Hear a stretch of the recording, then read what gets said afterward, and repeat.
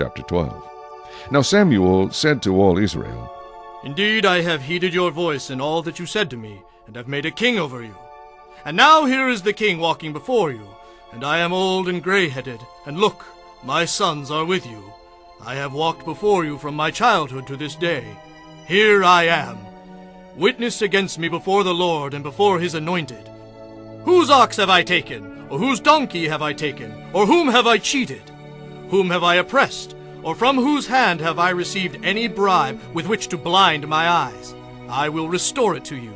And they said, You have not cheated us or oppressed us, nor have you taken anything from any man's hand. Then he said to them, The Lord is witness against you, and his anointed is witness this day, that you have not found anything in my hand. And they answered, He is witness. Then Samuel said to the people, It is the Lord who raised up Moses and Aaron, and who brought your fathers up from the land of Egypt. Now, therefore, stand still, that I may reason with you before the Lord concerning all the righteous acts of the Lord, which he did to you and your fathers.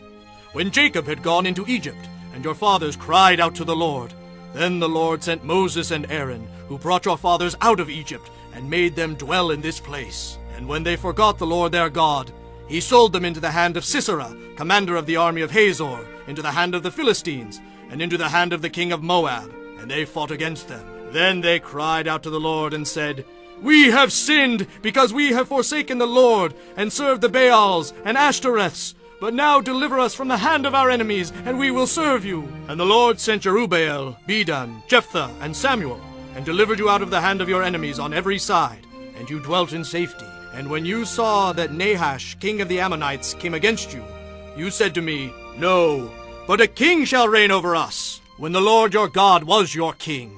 Now, therefore, here is the king whom you have chosen and whom you have desired.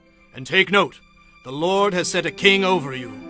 If you fear the Lord, and serve him and obey his voice, and do not rebel against the commandment of the Lord, then both you and the king who reigns over you will continue following the Lord your God.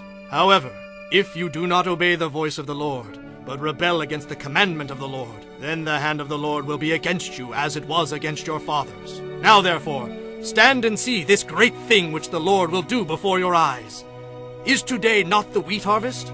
I will call to the Lord, and he will send thunder and rain, that you may perceive and see that your wickedness is great, which you have done in the sight of the Lord, in asking a king for yourselves. So Samuel called to the Lord, and the Lord sent thunder and rain that day. And all the people greatly feared the Lord and Samuel. And all the people said to Samuel, Pray for your servants to the Lord your God, that we may not die. For we have added to all our sins the evil of asking a king for ourselves. Then Samuel said to the people, Do not fear. You have done all this wickedness. Yet do not turn aside from following the Lord, but serve the Lord with all your heart, and do not turn aside.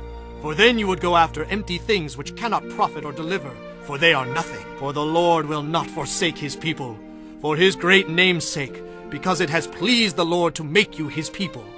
Moreover, as for me, far be it from me that I should sin against the Lord in ceasing to pray for you. But I will teach you the good and the right way. Only fear the Lord, and serve him in truth with all your heart. For consider what great things he has done for you.